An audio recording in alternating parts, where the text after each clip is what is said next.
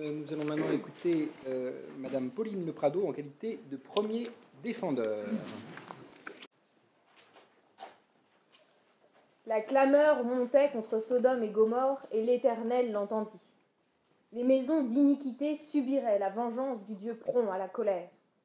Il allait déchaîner le soufre et le feu, les flammes et la nuée sur les cités maudites. Mais Abraham, surmontant sa crainte, osa affronter le Dieu d'Israël. Seigneur, peut-être se trouvera-t-il d'injuste dans la ville. Supprimeras-tu vraiment le juste avec le méchant? Comptant les pécheurs, Abraham tenta d'évaluer les desseins de son Créateur et de le conseiller.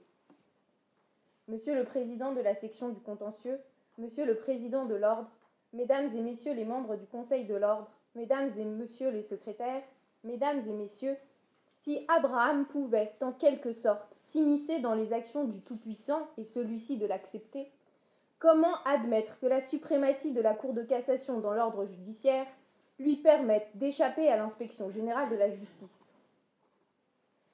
Un décret du 5 décembre 2016 a créé cette inspection par la fusion des 3 services existants. Ce nouveau corps exerce les missions de ses prédécesseurs: l'inspection, le contrôle, l'étude, le conseil et l'évaluation des juridictions judiciaires. Et comme eux, il est rattaché au ministre de la Justice. Mais chose nouvelle, le champ de l'inspection inclut la Cour de cassation.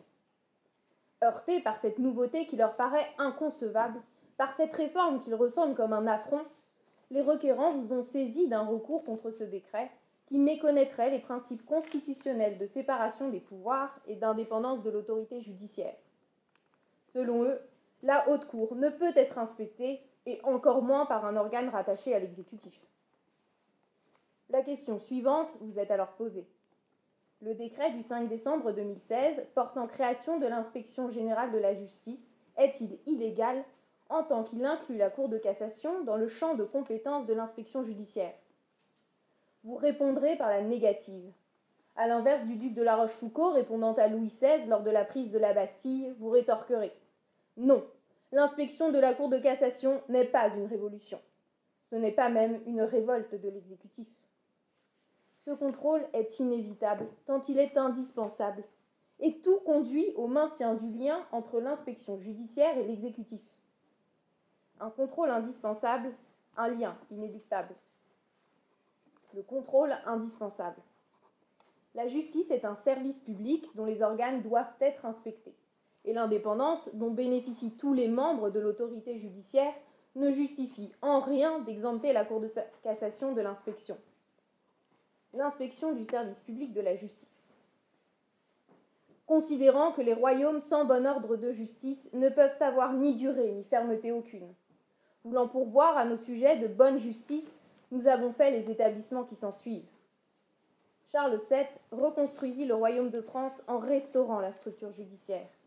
La chambre des enquêtes fut scindée en 2 pour travailler mieux et davantage. Aux juges, il fut demandé des procès plus courts et des sentences claires et certaines. Ceci pour une justice efficace au service du royaume. Aujourd'hui, plus que jamais, la justice est au service de l'état de droit.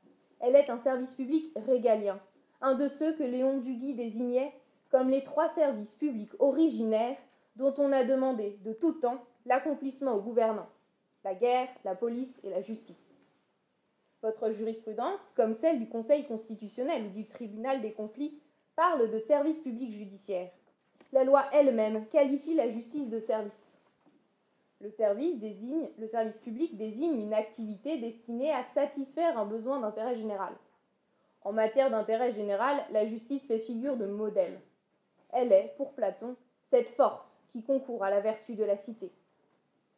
Comme tout autre service public, la justice doit être administrée. N'existe-t-il pas une inspection générale de la police nationale, des armées, de l'éducation nationale? L'inspection générale de la justice assume ce rôle d'administration qui ne peut porter que sur le fonctionnement de la justice. Les fonctions juridictionnelles doivent demeurer hors d'atteinte. Le Conseil constitutionnel veille à leur protection grâce au principe d'indépendance de la justice. Votre avis de 2009, relatif à la création de l'inspection générale de la justice, précise qu'elle peut être liée au garde des Sceaux si les investigations ne portent pas sur un acte juridictionnel déterminé. L'inspection laisse intacte la fonction de juger. Elle inspecte, contrôle, étudie, conseille et évalue les juridictions. En pratique, elle apprécie leur activité, leur fonctionnement et leur performance. En un mot, elle s'assure de la bonne administration de la justice. Le rapport de 2016 de l'inspection des services judiciaires en témoigne. Il vérifiait le taux de recouvrement de l'aide juridictionnelle, la célérité de la procédure, l'accès à la justice. Pour être efficace, l'ensemble des juridictions judiciaires doit être administré. Les organes des autres services publics ne le sont-ils pas tous ? N'avez-vous pas rappelé que le principe d'indépendance ne peut soustraire aucun magistrat des deux ordres à l'obligation de rendre compte de son administration ? Or, la Cour de cassation, comme chaque tribunal et chaque cour d'appel, est un acteur du service public de la justice. Pourquoi ferait-elle exception ? D'autant que l'indépendance dont bénéficie l'autorité judiciaire en son entier ne peut l'exonérer d'un tel contrôle. L'inspection de tous les membres. L'autorité judiciaire forme un corps unifié. L'ordonnance de 1958 relative au statut des magistrats dispose que le corps judiciaire comprend les magistrats du siège et du parquet, des tribunaux, des cours d'appel et de la Cour de cassation. L'indépendance bénéficie à l'autorité judiciaire dans son ensemble. Dès lors, si l'inspection est inconcevable pour la Cour de cassation, car elle méconnaîtrait cette indépendance, elle l'est alors pour les juridictions du fond. Si elle est acceptable pour les juridictions du fond, elle l'est alors pour la Cour de cassation. On tentera pourtant de vous convaincre que l'indépendance de la Cour de cassation devrait bénéficier d'une protection renforcée, qu'ainsi elle devrait échapper à l'inspection, car elle est la Cour suprême de l'ordre judiciaire, le dernier recours des justiciables, celle qui interprète, unifie le droit et veille à son respect par les juges du fond. Seule au sommet de l'ordre judiciaire, elle serait inatteignable. Gardienne de l'interprétation du droit, elle serait intouchable. Raisonner ainsi, c'est nier qu'au-delà de ses spécificités, la Cour de cassation assure les mêmes missions que les juridictions inférieures. Rendre la justice, protéger les libertés individuelles des justiciables, assurer la paix sociale. C'est nier que, comme les juridictions du fond, elle est tenue par les exigences tirées de la bonne administration de la justice. On objectera aussi que le Conseil d'État n'est pas inspecté. Mais sa situation est différente. Jamais un organe extérieur n'a contrôlé le fonctionnement des juridictions administratives. A l'inverse, dès 1910, se crée une inspection des juridictions judiciaires liées à l'exécutif. On ne peut que regretter qu'il ait fallu plus d'un siècle pour que la Cour de cassation ne fasse plus exception. Le principe d'indépendance ne s'oppose pas à ce qu'on l'inspecte, comme il ne s'oppose pas, avec celui de la séparation des pouvoirs, à ce que cet organe de contrôle soit rattaché à l'exécutif. Ce rattachement était inéluctable. Montesquieu l'affirmait, il faut combiner, tempérer les puissances, savoir ce qu'on donne à l'un, ce qui reste à l'autre. Il faut un système, c'est-à-dire une convention de plusieurs et une discussion d'intérêts. Le rattachement inéluctable. Ce lien entre l'inspection et l'exécutif résulte de la conception française des principes d'indépendance et de séparation des pouvoirs. Conception qui implique le respect de certaines exigences que le décret a prévues. Un lien traditionnel. Ce lien porterait atteinte au principe de séparation des pouvoirs et à l'indépendance de la Cour de cassation. Il n'en est rien. Ces principes sont entendus de manière spécifique en France. Ils s'inspirent de notre tradition si chère à votre haute assemblée et au Conseil constitutionnel que vous visez tous deux la conception française de séparation des pouvoirs. Conception ancienne, héritée de l'Ancien Régime, maintenant un lien entre l'exécutif et le judiciaire pour prévenir un gouvernement des juges. La Constitution consacre ce lien.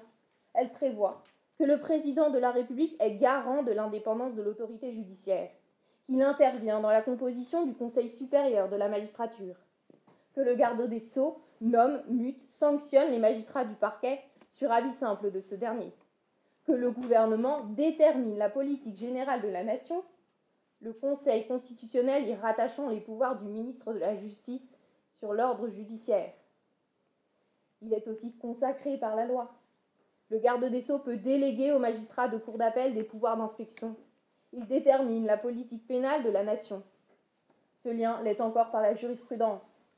La Cour de Strasbourg a jugé, dans son arrêt Clark contre le Royaume-Uni, que la nomination et la révocation des juges par l'exécutif ne violent pas en soi le droit à un tribunal indépendant. Votre avis de 2009 précité rappelle que les principes de séparation de pouvoir et d'indépendance n'interdisent pas la création auprès du ministre de la Justice d'un organe destiné à contrôler ou à évaluer l'activité des juridictions judiciaires. Le Conseil constitutionnel, en décembre dernier, a déclaré conforme à la Constitution l'autorité du garde des Sceaux sur le parquet, l'indépendance n'interdisant pas tout lien avec l'exécutif.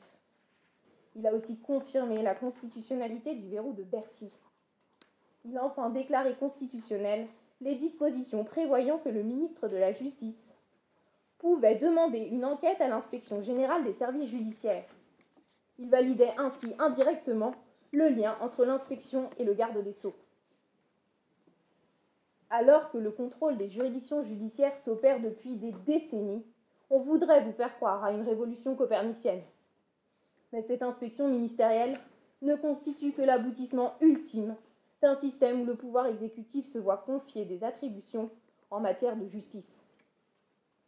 Le roi Louis XVI rappelait dans cette adresse sur les magistrats « Le premier devoir du prince est le choix des officiers auxquels il confie la vie, l'honneur et la fortune de ses sujets. Après le devoir de choisir, vient celui de surveiller et de réformer. » Certes, ce lien doit présenter les garanties nécessaires à assurer l'indépendance de l'autorité judiciaire et donc de la Cour de cassation. C'est ce qu'a parfaitement organisé le décret critiqué. Un lien respectueux des principes. Le décret prévoit les garanties nécessaires à assurer l'indépendance de la Cour de cassation. On vous soutiendra le contraire. L'inspection porterait atteinte à ses fonctions juridictionnelles, les enquêtes administratives pouvant porter sur la manière de servir d'un magistrat. L'argument étonne.